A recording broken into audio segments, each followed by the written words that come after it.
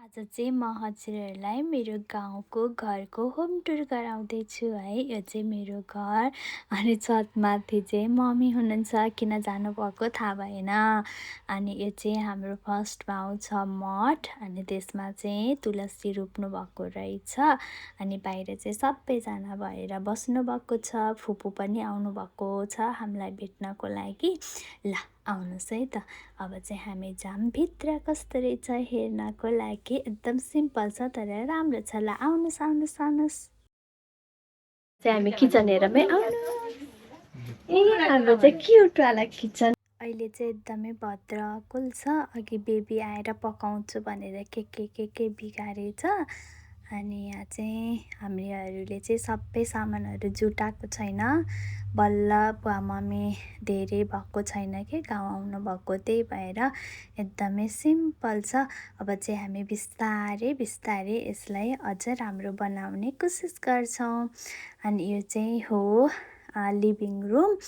अनि यहाँ पनि त्यही हो, खासै सामानहरू त छैन। अनि यस्तै छ, जे होस् बस्नको लागि चाहिँ रमाइलो छ, आनन्द छ। यहाँ चाहिँ एउटा बेड छ अनि माथि टपमा चाहिँ बुवाहरूले के राख्नु भएको छ। त्यहाँ चाहिँ सबै सामानहरू अझै मिलाउन बाँकी छ।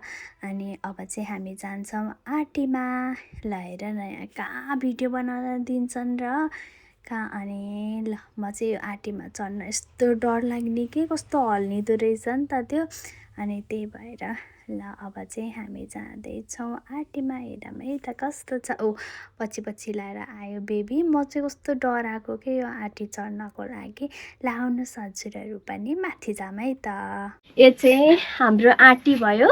अनि यहाँ चाहिँ छ आलु अनि लसुन प्याजहरू राख्ने ठाउँ।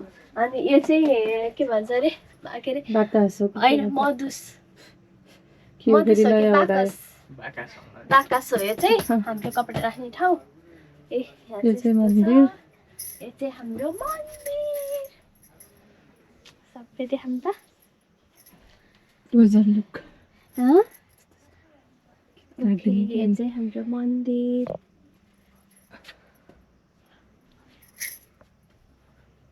अनि यो चाहिँ अझै हामीले यहाँ चाहिँ यस्तो भद्रकल छ, अझै यो चाहिँ हामीले अझै मिलाउने बाँकी छ। ओके यही नै हो हाम्रो घर। Okay by by by. अब चाहिँ हामी जाँदैछौँ हाम्रो करेसाबारीमा है। ल ओके बाई।